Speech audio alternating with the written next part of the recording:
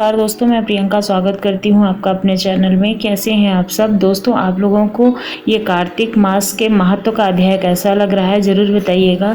आज मैं आप लोगों के लिए लेके आई हूँ तीसरा अध्याय, जो सत्यभामा ने भगवान श्री कृष्ण से पूछा था कि ये कार्तिक मास इतना महत्वपूर्ण क्यों है। तो उसके बारे में आइए जानते हैं कथा।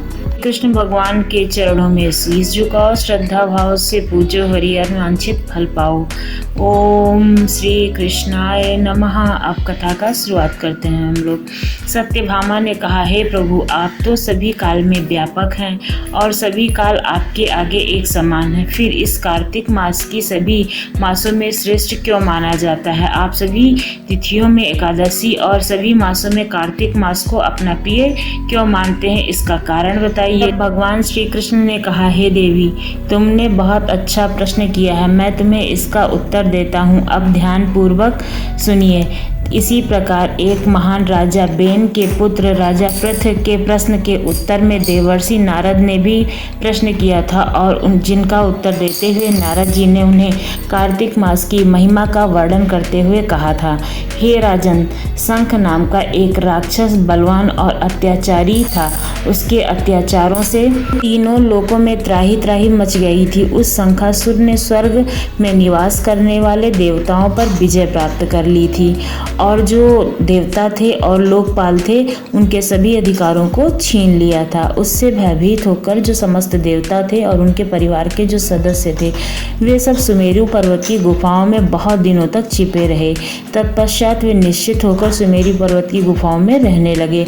उधर जब शंखासुर को इस बात का पता चला कि देवता आनंद पूर्वक से सुमेरु पर्वत की गुफाओं में रह रहे हैं तो उसने सोचा कि ऐसी कोई दिव्य शक्ति अवश्य है जिसके प्रभाव से अधिकारहीन यह देवता अब भी बलवान बने हुए हैं। सोचते सोचते वह इस निर्णय पर पहुंचा कि वेद मंत्रों के बल के कारण ही जो देवता हैं वो इतने बलवान बने हुए हैं। यदि इनमें से बल जो है छीनना है तो हमें वेदों को छीन लेना चाहिए और उनकी इससे बल की जो शक्ति है वो खत्म हो जाएगी। ऐसा विचार करके जो शंखासुर था वो ब्रह्मा जी के सत्यलोक में शीघ्र ही वेदों को हर लाया।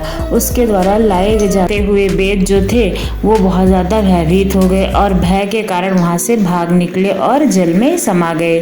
शंखासुर ने वेद मंत्रों तथा बीज मंत्रों को ढूंढते हुए सागर में प्रवेश किया, परंतु न तो उसको वेद मिले और न ही बीज मंत्र। जब शंखासुर सागर से निराश होकर वापस लौटा तब उस समय ब्रह्मा जी पूजा की सामग्री लेकर सभी देवताओं के साथ भगवान विष्णु के शरण में पहुंच चुके थे और भगवान को गहरी निद्रा से जगाने के लिए गाने बजाने लगे और धूप गंध आदि से बारंबार उनका पूजन करने लगे।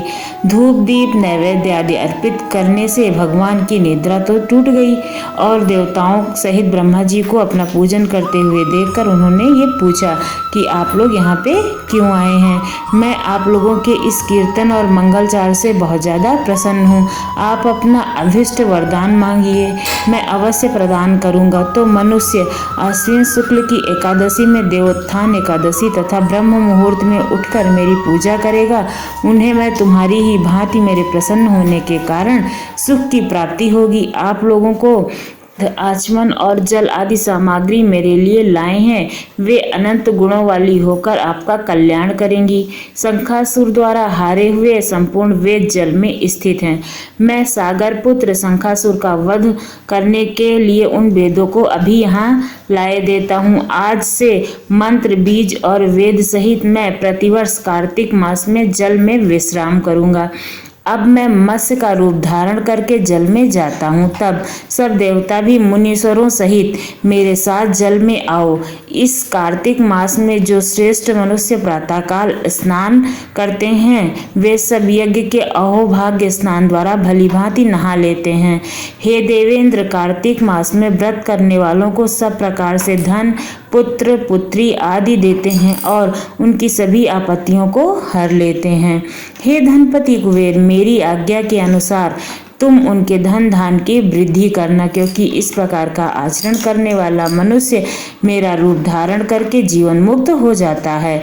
जो मनुष्य जन्म से लेकर मृत्यु पर्यंत तक विधि पूर्वक इस उत्तम व्रत को करता है वह आप लोगों का पूजनीय है। कार्तिक शुक्ल पक्ष की एकादशी तिथि को तुम लोगों ने मुझे जगाया है, इसलिए यह तिथि मेरे लिए अत्यंत प्रियदर्शनी और माननीय है। हे देवताओं, यह दोनों व्रत नियम पूर्वक करने से मनुष्य मेरा संदिग्ध प्राप्त कर लेगा।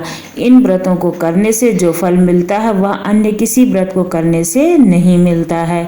अतः प्रत्येक मनुष्य को सुखी और निरोग रहने के लिए कार्तिक महात्मा और एकादशी की कथा सुनते हुए जो इन नियमों का पालन करेगा उन्हें मैं आशीर्वाद प्रदान करता हूँ और वो हमेशा निरोग और सुखी जीवन व्यतीत करेंगे। तो इस प्रकार से हमारा तीसरा अध्याय अब समाप्त होता है।